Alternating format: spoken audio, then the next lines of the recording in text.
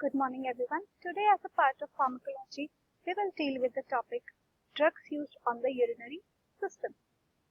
So, we'll start with the introduction. The urinary system plays a crucial role in waste elimination, fluid balance, and electrolyte homeostasis. So, urinary system has a key role in the following processes. That is the elimination, fluid balance, and electrolyte homeostasis, means the balance of electrolytes.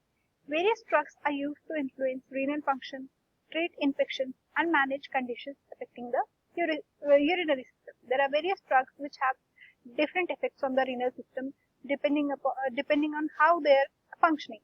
So some of the uses are to treat infection and manage conditions which affect the urinary system. Now the pharmacology of commonly used drugs. So first is renin-angiotensin system inhibitors, that is RAS inhibitors. The example of RAS inhibitors are ACE inhibitor. Then the example of ACE inhibitor is enalapril and lisinopril. Then ARBs, which are losartan and valsartan. The action of these drugs is to block the conversion of angiotensin 1 to angiotensin 2, thus reducing the blood pressure and kidney strain. The dosage and route of the drug are oral and it varies as per the drug. The indication is in hypertension, heart failure, diabetic nephropathy. So these are the conditions in which RAS inhibitors are used. Now the contraindications of using RAS inhibitors. RAS inhibitors are contraindicated in pregnancy and renal artery stenosis. When the renal artery starts to harden, that time we will not use the RAS inhibitors. Now the drug interactions. RAS inhibitors interact with NSAID and potassium supplements. The side effects of these drugs are cough. Cough is produced in case of ACE inhibitors. Then hyperkalemia as it deals with electrolyte and water, and hypotension. Then adverse effects or toxicity may include severe hyperkalemia and angioedema. Then the role of nurse is to monitor the blood pressure, renal function, and potassium levels. Then diuretics. Diuretics or water pills are the drugs which increase the urine output or urine volume. Means these drugs help to eliminate excessive water from the body with the help of urine. So these are effective in the treatment of conditions like chronic heart failure, nephrotic syndrome, chronic hepatic disease, hypertension, pregnancy-associated edema, and the cirrhosis of liver. These are certain of the conditions. These drugs can be used in other diseases also. Then there are various types of diuretics. First is loop diuretic. So these drugs act on the loop of Henle. So first is the example of loop diuretic is furosemide or bumetanide. So the action of these drugs is to inhibit sodium, potassium, and chloride symporter in the loop of Henle. Now the thiazide diuretic. The example is hydrochlorothiazide. It inhibits the sodium chloride symporter in the distal tubule. Then osmotic diuretic, the example is mannitol, and mannitol increases the osmotic pressure in the kidney and plasma. This restricts the water from moving from blood vessels into the brain matter. Means the restriction of water is restricted from the blood vessels to the brain matter, so the osmotic pressure is increased, thus releasing the water in the form of urine. Then carbonic anhydrase inhibitors. The example is acetazolamide. They work by reducing the reabsorption of sodium and bicarbonate in the kidneys, which increase urine production. The next is potassium sparing diuretics. These are the diuretics which does not excrete potassium from the urine. For example, spironolactone and amiloride. It inhibits aldosterone or sodium channels. So this is the type of diuretics and how they work, the action. Now the indications of diuretics. It is indicated in hypertension, edema, and heart failure, and it is contraindicated in anuria and severe electrolyte imbalance, as we are dealing with the water and electrolyte. If too much of electrolyte is secreted with the urine or excreted with the urine, that time it can cause electrolyte imbalance. Now the side effects are dehydration, electrolyte disturbances such as hypokalemia and hyperkalemia. Then adverse effect or toxicity can be ototoxicity, which is caused due to loop diuretics, and metabolic alkalosis. The role of nose is to monitor electrolyte levels, blood pressure, and hydration status, because water is being excreted from the body, so hydration status is important to be noticed. Now the examples and doses. So the drug name first is furosemide. The dose of furosemide is 20 to 80 mg. It can be given intravenously. Now torsemide 5 mg, 5 to 10 mg orally or IV once a day.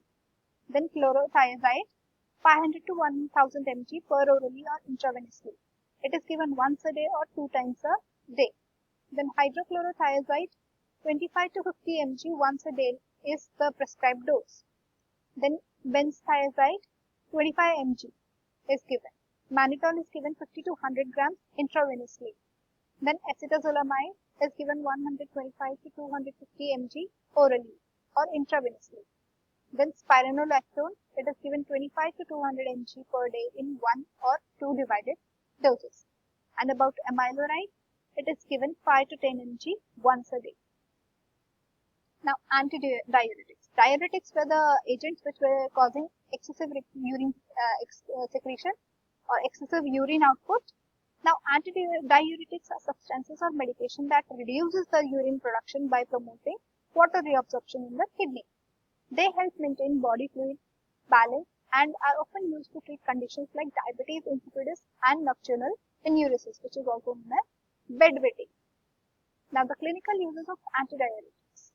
Antidiuretics are used in diabetes insipidus to decrease the urine output. It can be central and nephrogenic. Then in nocturnal enuresis, in the people who are having the disease of bedwetting, they wet their bed at the night. At that time, we can use antidiuretics. Then in patients with hemophilia A and von Willebrand disease, desmopressin helps in increasing clotting factors. And in shock and hypotension, when the patient is in shock or is in hypotension, desmopressin increases the blood pressure. So the types of antidiuretics are vasopressin, which is ADH, antidiuretic hormone, and desmopressin, DDAVP. So vasopressin, a natural hormone secreted by the posterior pituitary gland. It helps the kidney reabsorb water, reducing the urine output. It is used to treat diabetes insipidus and shock. Now about desmopressin, it is a synthetic analog of vasopressin with longer action. Vasopressin is natural and desmopressin is synthetic version. It is used for diabetes insipidus, nocturnal enuresis, and a mild hemophilia A. Then third type of antidiuretic is oxytocin. It has a mild antidiuretic effect. Though primarily a uterine stimulant, it has a mild antidiuretic effect. Now the next is chloropropamide. So it is a sulfonylurea used in diabetes mellitus that has a mild antidiuretic effect. It increases the kidney's response to antidiuretic hormone. The next is thiazide diuretic. It has a paradoxical effect, means it acts as a diuretic also, but it has antidiuretic effect in diabetes insipidus. Though a diuretic, in nephrogenic diabetes insipidus, they reduce urine output by causing mild volume depletion, which increases water reabsorption. So the examples are desmopressin and vasopressin. Their action is to promote water reabsorption by acting on the B2 receptors in the kidney. Now indicated in diabetes insipidus, nocturnal enuresis, and contraindicated in hyponatremia and heart failure. The side effects are fluid retention and hyponatremia. Adverse effects and toxicity may include water intoxication and seizure. The role of nurse is to monitor fluid balance and the sodium levels. Now drug toxicity related to kidneys or drugs which are nephrotoxic. Nephrotoxic drugs can cause kidney damage by impairing the renal function, reducing the flow of blood, or causing direct toxicity to kidney cells. These drugs are especially harmful to patients with pre-existing kidney disease, dehydration, or those taking multiple nephrotoxic medications.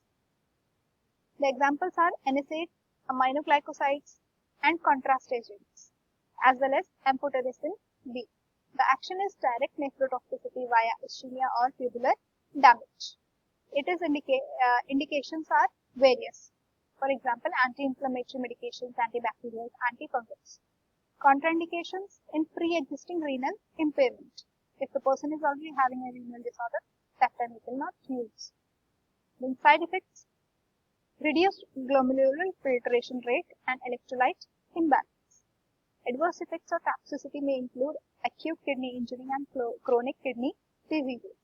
The role of a nurse is to monitor renal function, that is blood, urea, nitrogen and creatinine, and avoid the dehydration. Prevention of drug-induced nephrotoxicity. How can we prevent? By adequate hydration, especially before contrast or nephrotoxic drugs. Then adjusting the doses, monitoring renal function and avoiding drug combination which causes nephrotoxic effects. Now, urinary antiseptic are drugs to treat and prevent urinary tract infection by acting directly within the urinary tract. The advantages are high urinary concentration, that is they have a direct action on the urinary tract, and lower risk of systemic side effects. The resistance development is slower as compared to the systemic antibiotics. So example are nitrofurantoin.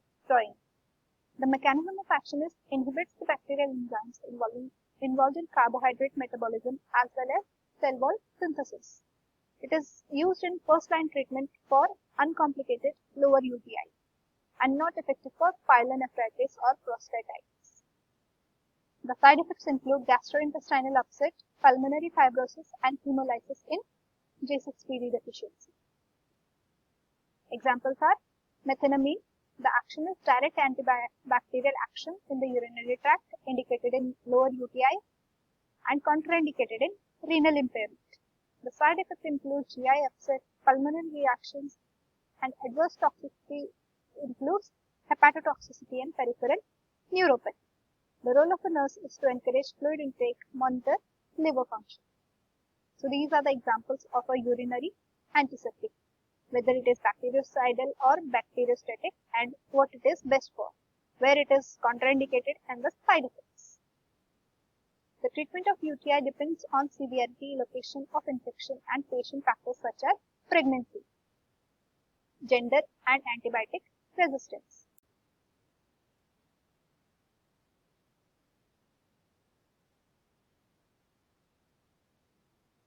Next is a classification of UTI. UTI is divided into various types: uncomplicated, complicated, pyelonephritis, recurrent, and asymptomatic.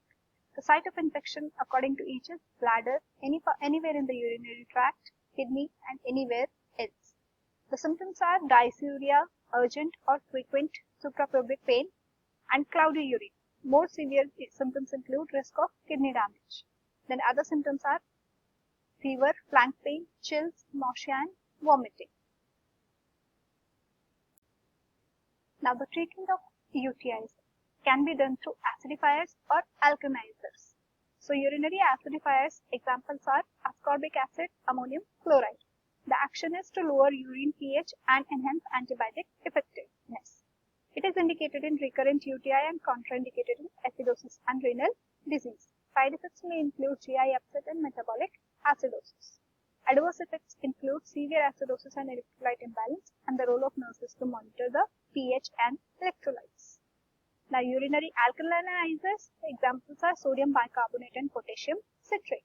Its action is to increase the urine pH and reduce uric acid crystallization. Indicated in uric acid stone and cystitis, and contraindicated in alkalosis and severe kidney disease.